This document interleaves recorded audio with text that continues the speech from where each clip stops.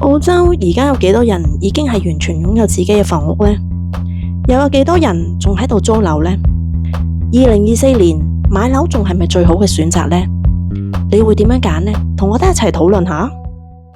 喂，你喺邊啊？人在冰室。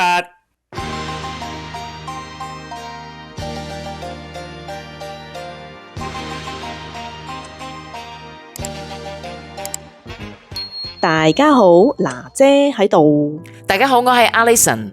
喺呢一節開始之前，請大家俾個 like 支持下我哋今日嘅廣播。娜姐，我哋今日咩話題？Alison啊，想問下你呢，咩原因呢令到你冇喺紐西蘭買樓呢？係咪因為你覺得樓價係唔值嗰個價錢，所以你唔想買呢？而呢跟住呢，你就被逼咁樣離開紐西蘭。咁你想喺第二個地方揾下有冇其他出路，係咪咁樣呢？喺投資嘅角度嚟講呢，係嘅，我真係喺俾呢一個嘅紐西蘭嘅樓市咧逼到出局嘅。咁其實咧喺呢一個嘅2017年咧，曾經有一個機會，咁我哋出咗個offer 啦，under condition 啦，咁去買一間喺呢一個嘅Papakura， 即係呢個 South Auckland 啊，即係嗰個地區咧就當時嚟講就係唔係話有錢嘅地區啦，即係比較爛啲嘅嚇，咁啊你明㗎啦，即係嗰個呢一個嘅治安比較差啲嘅，咁啊個價錢咧就大概就係呢一個嘅53萬紐紙啦，即係 half a million 啦。咁而家去睇翻啊，咁好彩當時咧就冇買到呢間屋，點解咧？咁呢一間屋 number one 咧，雖然好靚，佢係100年歷史嘅 villa， 咁但係有好多嘢咧係要整嘅，咁例如呢一個個地啊要 re-level 啦，成間屋嘅地要 re-level， 因為佢唔平啊，有啲凹有啲陷咁樣啦。咁啊呢一間屋咧，咁就內外咧都要重新裝修嘅，因為我記得好似啲木咧係有重鑄過啦，咁就係要咁基本上係要重新大翻修，咁樣就大概要30萬到啦。咁啊喺最近我哋發現呢間屋咧就啱啱賣出，今年啊嚇，咁就以呢一個嘅85萬咧放出嘅。咁呢個業主咧，咁見到佢咧，其實已經係重新 do up 咗噶啦。咁就以呢個85萬嚟講咧，咁就佢係冇錢賺，咁樣去放翻出去嘅。咁你諗啦，咁如果你擺咁多時間幾年啊嚇，去用晒呢啲時間去裝修，當你自己整啦嚇，唔係請人啦。咁一路整，咁一路咁樣去用嗰啲時間，用咗你金錢，咁最後你放出去咧嘅時候咧係冇賺錢嘅。咁對我哋嚟講咧係一個呢一個嘅 liability 啊，即係反而唔係一個 asset 啦。咁呢一個係一個好經典嘅例子。咁喺市場上其實咧有好多有潛力嘅屋咧，其實係有 capital gain 嘅 potential， 但係我哋買唔起，咁就係。但好彩咁，我哋冇買到呢間屋啦，咁反而我哋就得到呢一個嘅財務自由啦。咁我哋而家可以話幾時走就幾時走，咁啊做呢一個 digital nomad， 咁又唔使孭住個按揭，即係唔使話 stuck 喺呢個地方，一定要有揾夠啦。咁每個月去供樓，咁就我哋就冇呢個問題咯。咁嗱，咁如果你買間屋呢，你要犧牲你自己嘅自由呢，咁你就要問自己啦，究竟值唔值得？呢條路係咪你真係想行嘅？咁樣啦，娜姐。係，明白晒。其實嗰個人咧應該 keep 住間屋，多幾年時間，或者都有機會賺翻少少先至走，會唔會啊？嗱，咁唔知即係如果你一搞完，而家咧一整完冇幾耐就賣，咁好似嚇。嗱，蝕本咁樣走就好似無謂喎。我諗佢冇蝕，好難講，因為嗱，我見到個 curve 點樣咧，就係COVID 之後嗰年2020咧係個 peak 位嚟嘅，嗰陣時走咧佢可能會賺，但係佢唔係喺嗰陣時走，等到今年啊。咁但唔似好多人喺度放，例如2023年咧喺紐西蘭咧好多人賣，係啦，拋得係拋。咁究竟會係上定落邊個字啊？係嘛？係嗱，咁根據澳洲統計局嘅數字咧，就顯示喺澳洲咧有36% 嘅人咧已經完全咧係供完自己嗰層樓噶啦，就唔需要再交房貸嘅。咁有30% 嘅人咧就正在喺度供緊房貸，31% 人咧就租緊屋嘅。咁而剩低嗰幾個 percent 咧就可能係同屋企人住啦，或者係同朋友住咁樣，即係其實都係各佔1/3左右嘅。都好犀利可，有1/3嘅人已經供完。咁其實咧有30%嘅人咧仲喺度供緊啦，咁佢哋就係要跟住呢個利率嘅水平去生活啦。咁啊，而家咧喺呢一個嘅澳洲嘅儲行咧嘅現金嘅利率咧就係呢一個嘅4.35嘅厘啦。咁意思即係話，當現金嘅利率上升嘅時候咧，你哋嘅貨款咧嘅 repayment 咧都會上升嘅。咁你個借款嘅人咧每月咧就會加啦，咁你就諗下點樣去揾呢一嚿錢出嚟啦。咁啊，你又可能會去慳啦嚇，咁節省平日嘅開支。咁我哋之前嘅 video 都講過嘅，咁去點樣去應付你嘅突然間高咗個 repayment 啊？咁加埋通脹啲嘢貴啦，咁你可能會 refinance 喎，咁你就可能咁樣去平衡啦。咁就咁。比起租緊嘅人呢，即係租緊屋嘅人呢，佢哋就自由得多啦。咁啊，租客呢可以決定幾時走，而且話搬就搬，你點睇啊？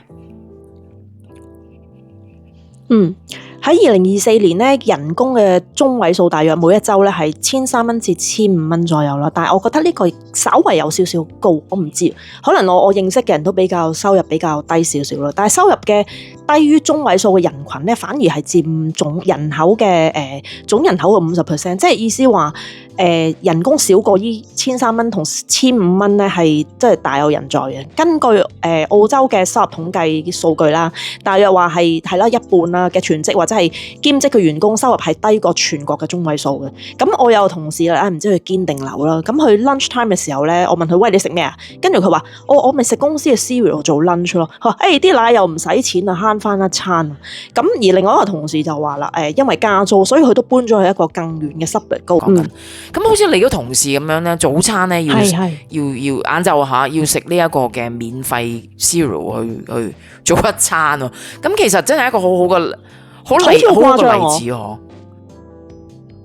我唔知佢講笑定講真喎。呢個笑話都幾 creative 喎，如果係講笑，係咪先？係啊，我都覺得。當你冇 cash 嗰陣時候，你就會諗定，即係諗好多。慳錢啊，點樣去生存啊，咁樣咁當你冇現金，你就係咁樣噶啦，因為你要其實大部分嘅人都係俾啲 mortgage 去吸晒噶嘛。我覺得紐西蘭係比仲嚴重過澳洲，係啊，現金嘅流動咧其實係好緊張下噶，喺紐西蘭。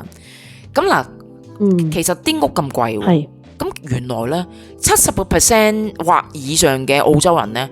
依然咧都係好想有自己嘅屋企嘅，即係呢個夢想啊！即係 own a home 係一個夢想嚟嘅，係佢哋嘅目標嚟嘅。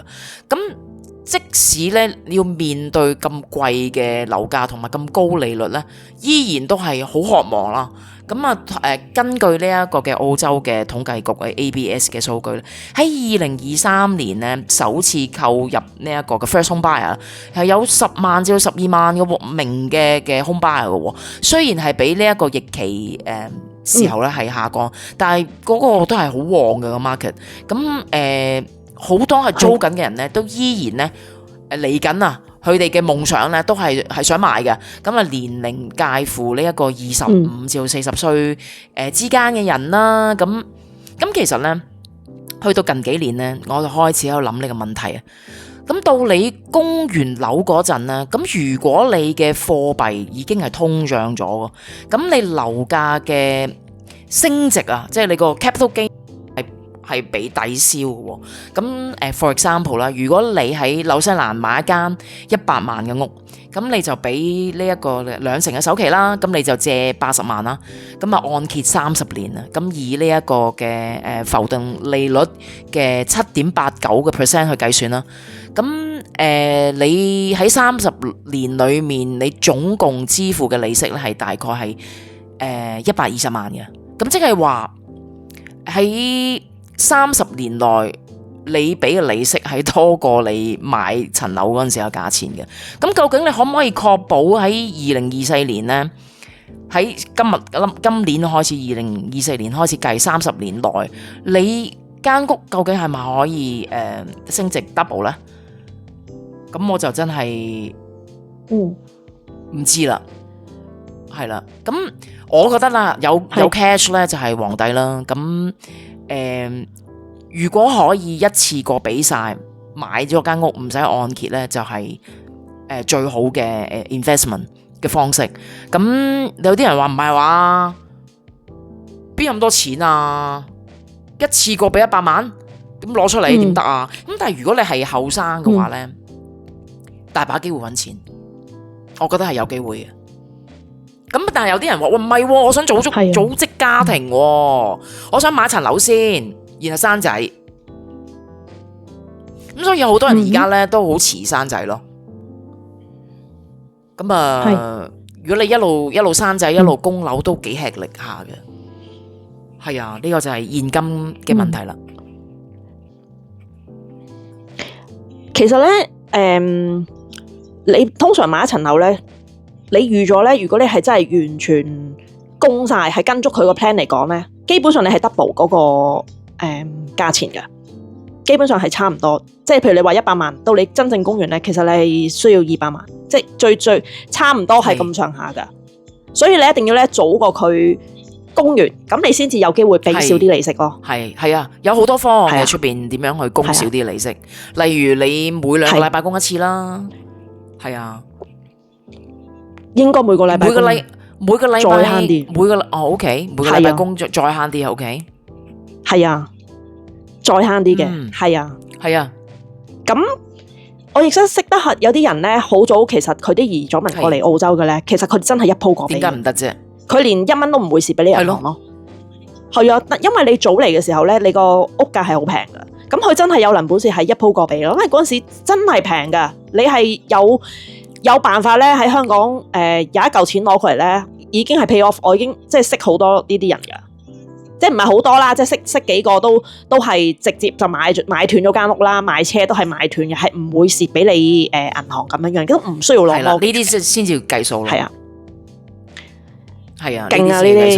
咁如果有啲朋友咧仍然希望咧喺2024咧想買屋嘅話咧，其實唔係一個真係唔係一個 must 嘅，係真係 depends on 你自己嗰個 preference 啦。咁如果你想真係都想買嘅，咁你要確保你有穩定嘅積蓄啦。咁其實都好難確定，因為而家好多未知數會不停咁樣發生啦。咁就盡量減少你嘅日常開支啦，記低你每月咧用過啲乜嘢啦。如果可以避免嘅話咧，就唔需要買嘅嘢真係唔好買。有啲嘢係唔係必須咯。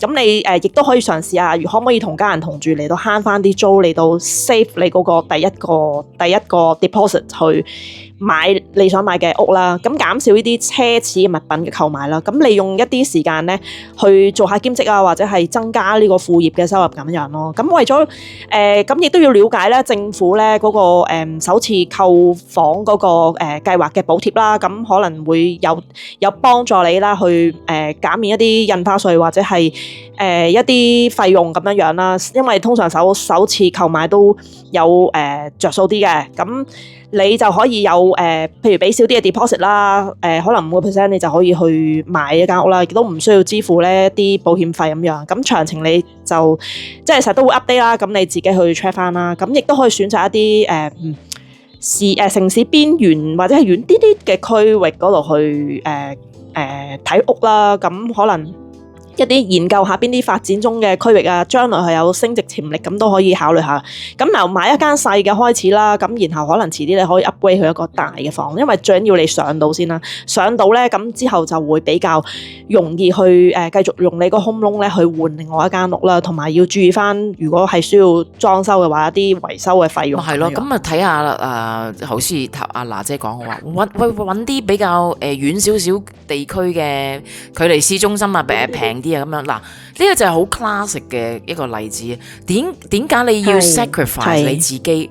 因為我一定要買到間屋，我要去好遠嗰度去買。但係然後呢，你仲先至去揾附近嘅工，咁變咗就好似我覺得有少少歪曲咗個生活嘅方式啦。咁我記得咧，我有個朋友同我講，佢話喂，昆士蘭 Queensland 啲樓平啊，affordable 啊，點解你唔搬去昆士蘭住啫？咁我而家喺度諗翻啊，咁點解我要為咗嗰度平而去昆士蘭住？點解我唔可以揀我自己中意嘅地方去嗰度住啫？係咪先？咁當大家都被係